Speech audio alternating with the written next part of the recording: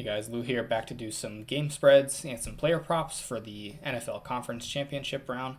Let's just dive right into it. All right, so based on last week against the spread, we were 1-2-1. This week, a little easier to try to get that sweep, 2-0.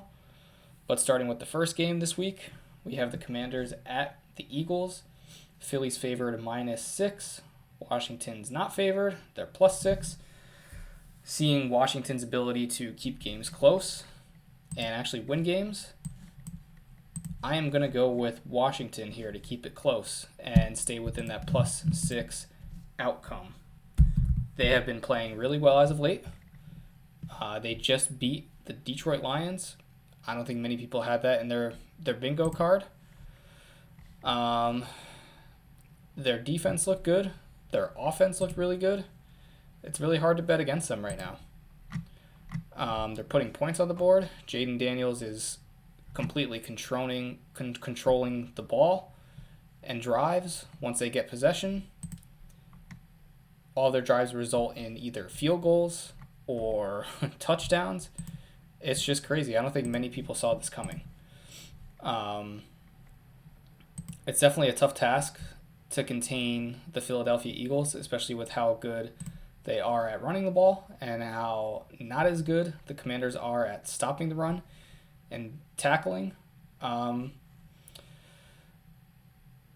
Eagles defensively are actually the worst graded tackling team on the slate.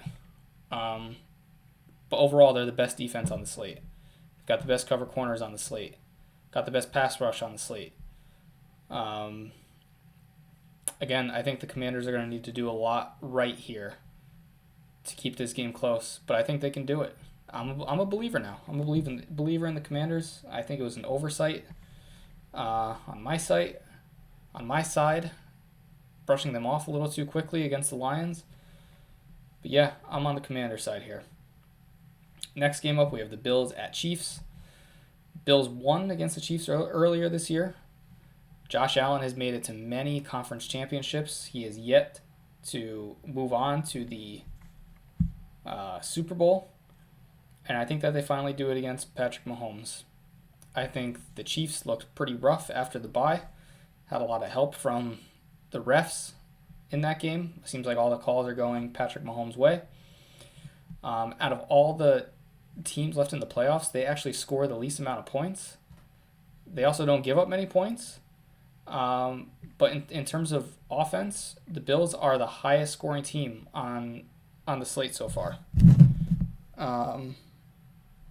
So I definitely think it's possible here. This is pretty much, to me, a money line pick. You're either taking the Bills or you're taking the Chiefs here.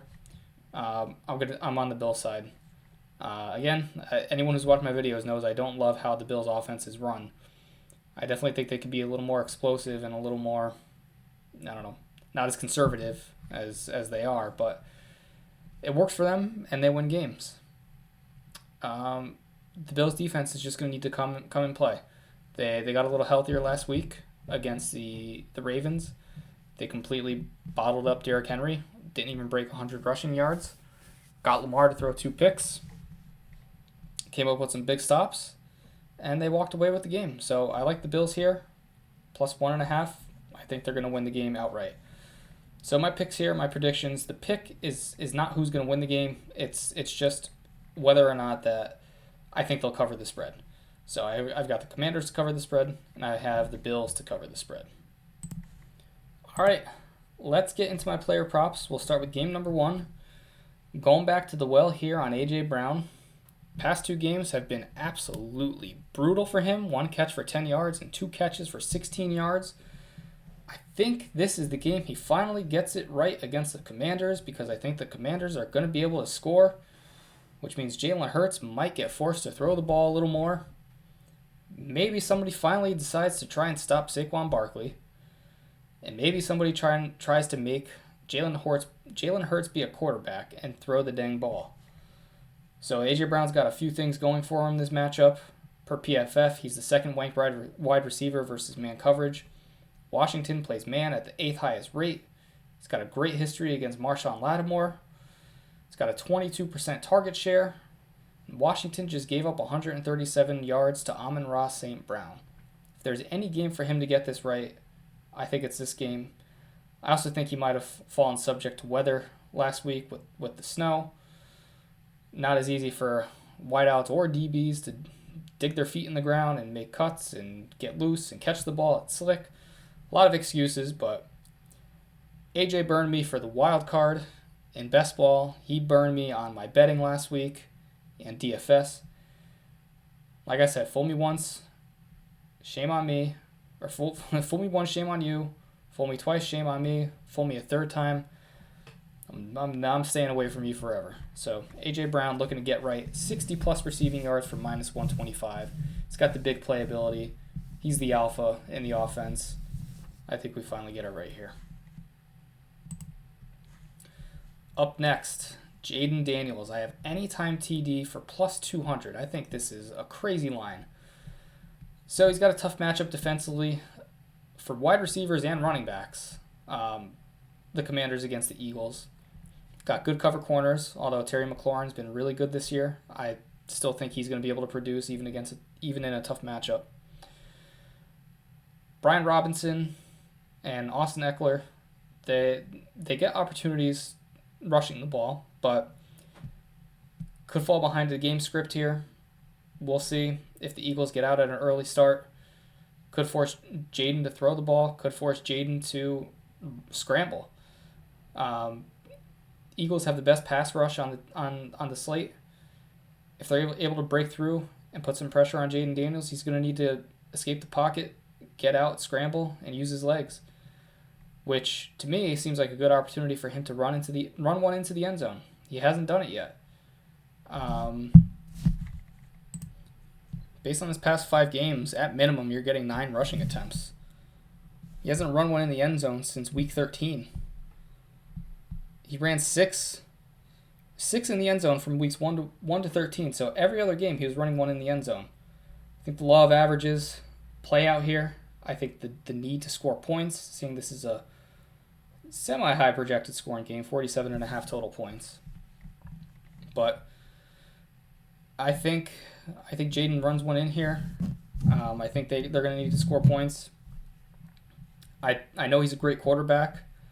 I know De'Ami Brown is busted on the scene. I know Terry McLaurin has been really good this year, but they just shut down Puka and Cooper Kupp.